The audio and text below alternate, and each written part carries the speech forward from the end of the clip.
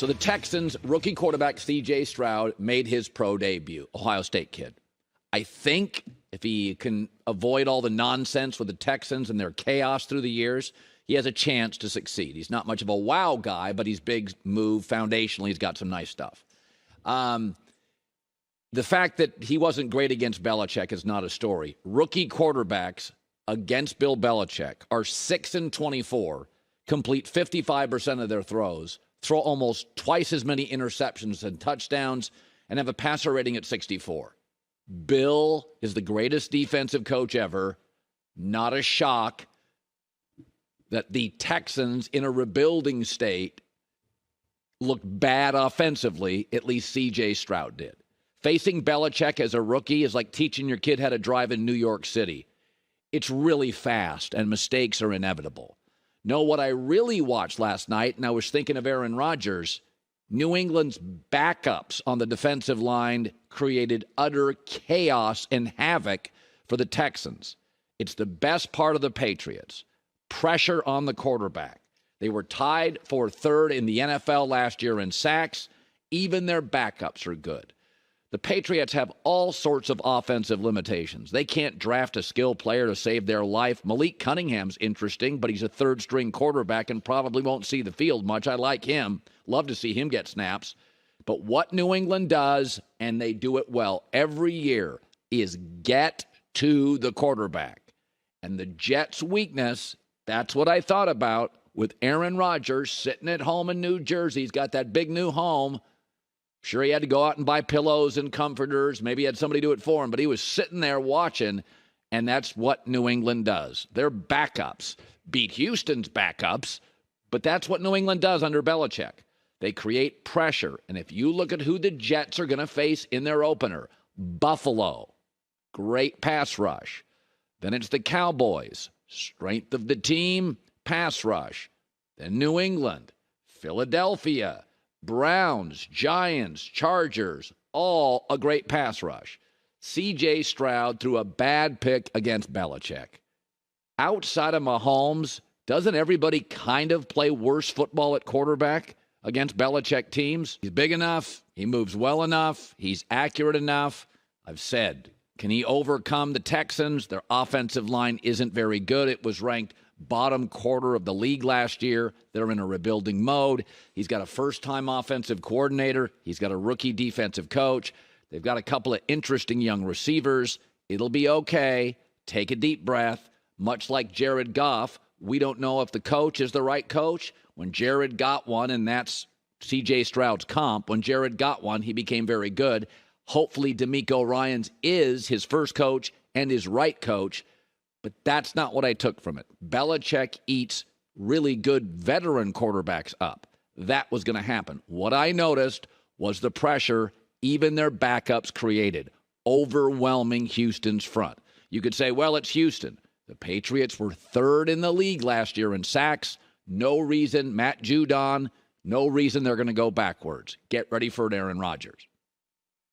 Well, speaking of stars, Phil Mickelson yesterday at the end of the show, we touched on it. There's a new book out by a man named Billy Walters. He's considered the most successful gambler of all time, has spent time in prison. And he's got some scores to settle, and he dropped a few bombshells that Phil Mickelson bets a lot. Well, there's a reason in Vegas parlance they call them whales and not goldfish. Rich people, memo, bet a lot. Michael Jordan bets a lot, too. I mean, it's legendary, right? Rich people bet a lot. They don't play penny slots. They're not at the $5 table. Blackjack, that's where I sit.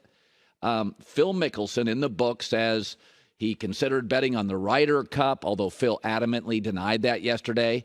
And here's the thing about Phil.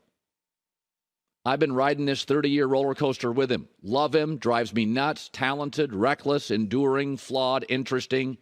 Mostly owns it. I'm here for him.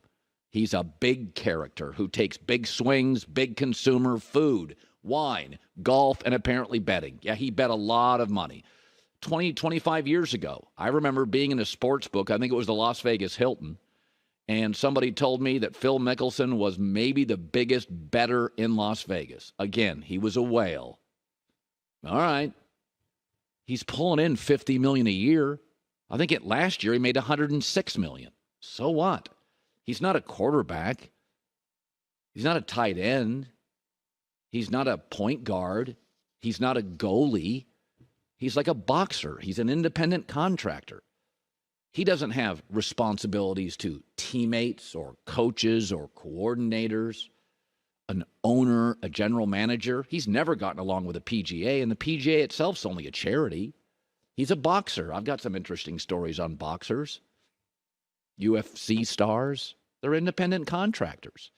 And that's what Phil Mickelson is. Even the biggest claim, the Ryder Cup. He was going to bet the Ryder Cup. Phil Mickelson says, I didn't bet the Ryder Cup. Phil Mickelson talks. Alan Shipnuck wrote a book called Phil on the show in a couple of hours. Phil just talks. He's the jokester. He makes big bets, big claims. Nobody knows half if they're true. So if somebody who spent time in prison says, with scores to settle, that guy was going to bet on the Ryder Cup, prove it to me. I'm not defending the reckless nature of Phil Mickelson, but I am saying his loyalty is to sponsors. He's a pro golfer. The PGA is a charity, and the PGA never treated stars the way they should have been until the LIV Tour was created and now exists. Suddenly, the PGA has reworked the books a little to take care of their stars. And Greg Norman, who runs the LIV Tour, and Phil Mickelson, one of their stars, have pushed back on the tour forever. There's nothing in this book that shocks me. Phil Mickelson bet over $1 billion and lost $100 million. I think last year he made more than $100 million. Again, memo, rich people bet a lot. Okay. The trouble is, and Phil has acknowledged a gambling addiction. Some people have that quality. Years ago, I worked with a guy named Kenny. Food, alcohol, betting, women, anything.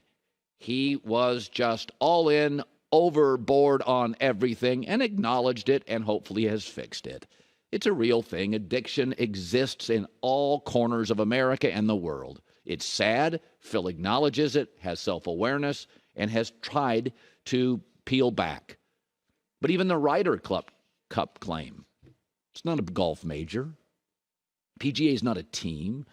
I mean, the Ryder Cup is a bragging right festivity. There's no purse for it. Just want to be better than the Euros.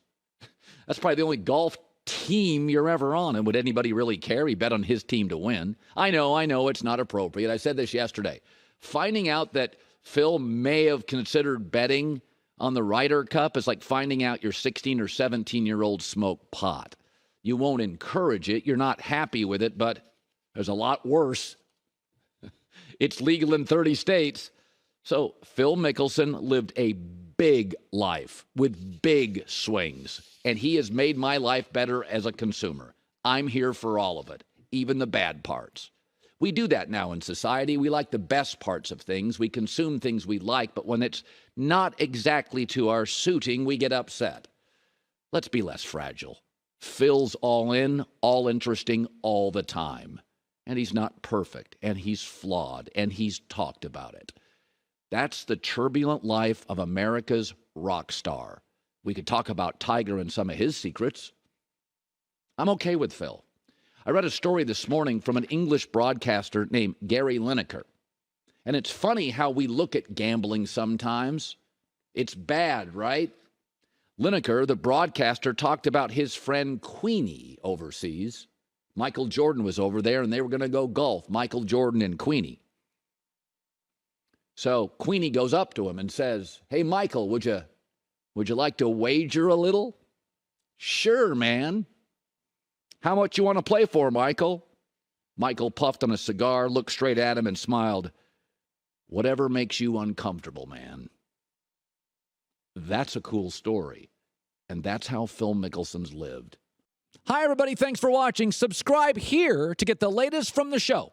Also, be sure to check out more of the best clips from The Herd or go watch a few segments from other shows on FS1.